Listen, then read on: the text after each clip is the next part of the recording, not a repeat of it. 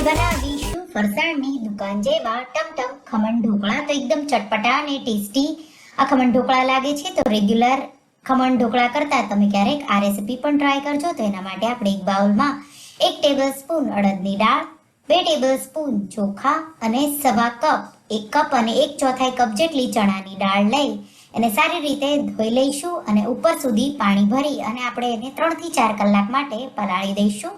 તો હું એને 3 થી 4 કલાક માટે સાઈડમાં મૂકી દઈશ.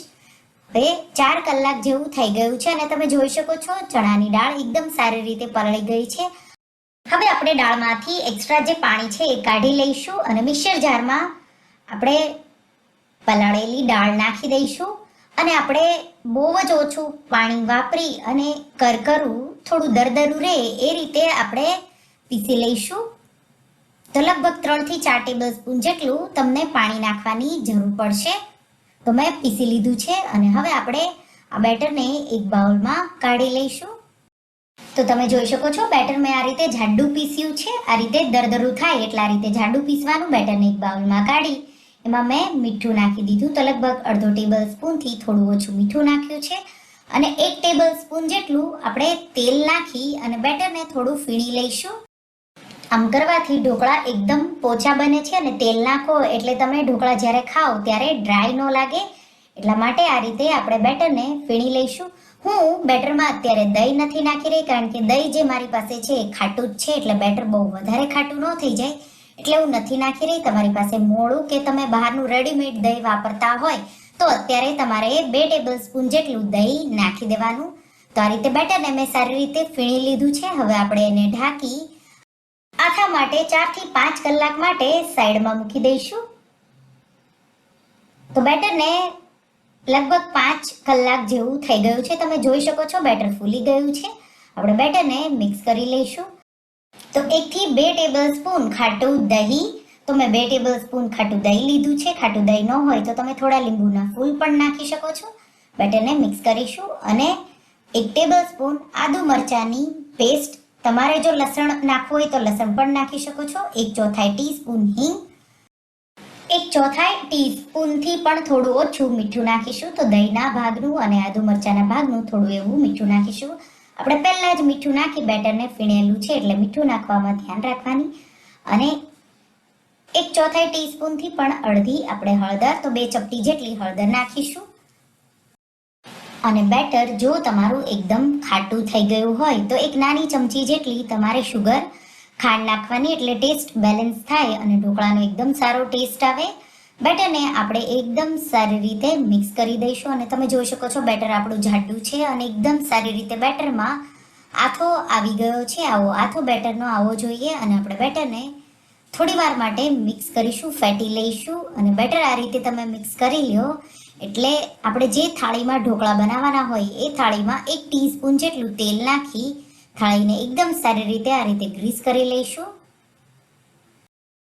તો બેટર આપણું જાડું છે, આપણે પોર થાય એવું બેટરને કરવાનું છે એટલા માટે આપણે થોડું થોડું પાણી ઉમેરીશું. તો અત્યારે મેં લગભગ 4 ટેબલસ્પૂન જેટલું પાણી ઉમેર્યું છે. બેટરને મિક્સ કરીશું. તો તમે જોઈ શકો છો હજી પણ બેટર થોડું જાડું છે તો આપણે 1/4 કપ જેટલું પાણી વધારે ઉમેરી બેટરને મિક્સ કરીશું. અને તમે જોઈ શકો છો બેટર આપણું એકદમ ક્રીમી અને સ્મૂથ છે. હવે આપણે એમાં અડધી ટીસ્પૂન બેકિંગ સોડા અને 1/4 ટીસ્પૂન ઇનો ફ્રૂટ સોલ્ટ નાખીશું. ઇનો ફ્રૂટ સોલ્ટથી થોડી જાળી વધારે પડે તો તમે એકલા બેકિંગ સોડા પણ વાપરી શકો છો, પણ ઇનો ફ્રૂટ સોલ્ટ થોડો નાખશો એટલે ઢોકળા છે એ વધારે પોચા બનશે. આ રીતે બેટરને મિક્સ કરી દઈશું. તો એકદમ ફીણી લઈશું બેટરને. બેટર ફીણાઈ જાય એટલે જે થાળી ગ્રીસ કરીને રાખેલી છે એમાં બધું જ બેટર નાખી દઈશું. તો આ એક થાળી, તો ઢોકળિયાની જે મીડિયમ થાળી આવે એટલું આપણું આ બેટર બનશે અને આપણે બધું જ બેટર નાખી દઈશું. તો તમે જોઈ શકો છો થાળીમાં થોડી જગ્યા પણ રહી છે. આ રીતે તમે બધું બેટર નાખી દો એટલે આપણે ઉપર લાલ મરચું પાવડર છાંટી દઈશું.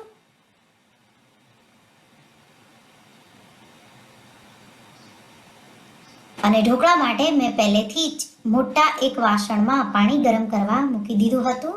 તો લગભગ 3 કપ જેટલું પાણી ઉકળી ગયું છે. તો તમે જોઈ શકો છો પાણી ઉકળી ગયું છે. એમાં 1 થી 2 લીંબુ જે નીચોવીને એના છોતરા હોય એ નાખી દેવાના, છાલ. તો એનાથી તમારું જે વાસણ છે એ ખરાબ ન થઈ જાય. અને એમાં આપણે આપણી પ્લેટ મૂકી દઈશું આ રીતે અને ઢાંકણ ઢાંકી અને આપણે એને 15 મિનિટ માટે હાઈ ફ્લેમ પર થવા દઈશું. તો 15 મિનિટ થાય એટલે તમે જોઈ શકો છો ઢોકળા ફૂલી ગયા છે. આપણે થાળીને બહાર કાઢી લઈશું. તમારે 15 મિનિટ પછી જો લાગે તો નાઈફથી ચેક કરી લેવાનું. ઢોકળા જો બેટર છે એ નાઈફ સાથે ચીપકે તો ઢોકળા આપણા થયા નથી.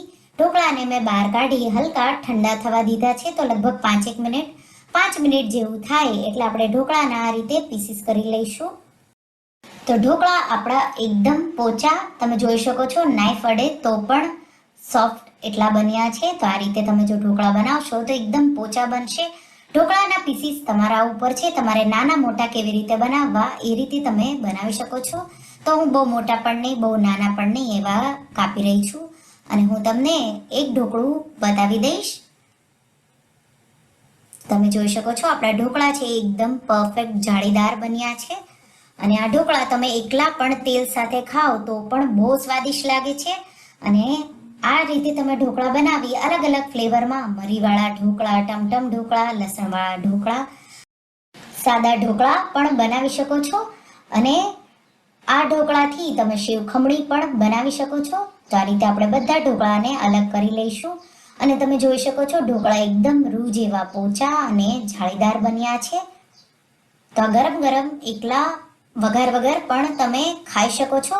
તો ઢોકળાને આ રીતે અલગ કરી લઈશું અને આપણે એનો વઘાર, તો હું ટમટમ ઢોકળા બનાવી રહી છું એટલે આપણે થોડા ચટપટા મસાલેદાર બનાવવાના. તો એના માટે એક પેનમાં તો ટમટમ ઢોકળામાં થોડું વધારે તેલ જોવે એટલે 2 થી 3 ટેબલ સ્પૂન જેટલું તેલ લઈ લેશું. તેલ ગરમ કરી લઈશું. તેલ ગરમ થઈ જાય એટલે આપણે એમાં 2 ટીસ્પૂન રાઈ નાખી દઈશું. રાઈને આપણે ફૂટવા દઈશું. રાઈ ફૂટી જાય એટલે 1/4 ટીસ્પૂન હિંગ નાખીશું અને આપણે બનાવેલા ખમણ ગોઠવી દઈશું. તો જેટલા આવે એટલા એકવારે તમારે નાખવાના. ગેસની આંચ એકદમ સ્લો કરી અને આપણે એમાં 2 ટીસ્પૂન કાશ્મીરી લાલ મરચું, કે પછી તમને તીખું ખાવું હોય તો તીખું પણ નાખી શકો છો. તો આ રીતે છાંટી દેવાનું બધા જ ઢોકળા પર આવે એ રીતે લાલ મરચું પાવડર. સાથે 1/4 ટીસ્પૂનથી અડધી ટીસ્પૂન જેટલો સંચળ પાવડર નાખીશું અને 1/4 ટીસ્પૂન જેટલો ગરમ મસાલો. તો એનાથી એકદમ સારો ટેસ્ટ આવશે. અને આપણે એકદમ હળવા હાથે ઢોકળાને મિક્સ કરીશું કારણ કે આ ઢોકળા ઓલરેડી બહુ સોફ્ટ હોય છે. જો તમે એકદમ ઉતાવળથી મિક્સ કરશો તો ઢોકળા છે એ તૂટી જશે. અને તાવેથાથી ન કરવા હોય તો આ રીતે પણ મિક્સ કરી શકો છો. તો તમે જોઈ શકો છો એકદમ સોફ્ટ છે ઢોકળા. અને ઢોકળા આપણા એકદમ સારી રીતે કોટ થઈ જાય એટલે 1 થી 2 ટેબલ સ્પૂન ઝીણા કાપેલા લીલા ધાણા નાખીશું. સાથે સાથે ફ્રેશ નાળિયેરનું ખમણ, તો મોટું છે તો તમે ઝીણું પણ નાખી શકો છો અને તમારી પાસે ફ્રેશ નાળિયેર ન હોય તો સૂકું નાળિયેર પણ નાખી શકો છો. અને આપણે ઢોકળાને મિક્સ કરીશું. તો તમે જોઈ શકો છો એકદમ ટેસ્ટી અને ચટપટા આપણા ખમણ ઢોકળા તૈયાર છે. તમે એને ગરમા ગરમ સર્વ કરો. તો આ રીતે તમારે 2 વાર આ ખમણનો વઘાર કરવાનો છે. એકવારમાં બધા ખમણ એકસાથે પેનમાં નહીં આવે. તો તમે જોઈ શકો છો એકદમ ચટપટા, ટેસ્ટી, થોડા તીખા એવા ટમટમ ખમણ તૈયાર છે. તમે જો રેગ્યુલરના ખમણ ઢોકળા ખાઈને કંટાળી ગયા હોય તો આ ફરસાણની દુકાન જેવા ટમટમ ખમણ તમે એકવાર જરૂરથી ટ્રાય કરજો. જો તમને આ ટમટમ ખમણ ઢોકળાની રેસીપી ગમી હોય તો રેસીપીને લાઇક કરજો, શેર કરજો અને મારા ચેનલને સબસ્ક્રાઇબ કરજો. અને આવી જ નવી રેસીપી માટે તમે બેલ આઇકન બટનને પ્રેસ કરજો. તો આ તમે ટમટમ ખમણ એકવાર ઘરે બનાવી મને કમેન્ટમાં કહેજો કે તમને આ ટમટમ ખમણની રેસીપી કેવી લાગી.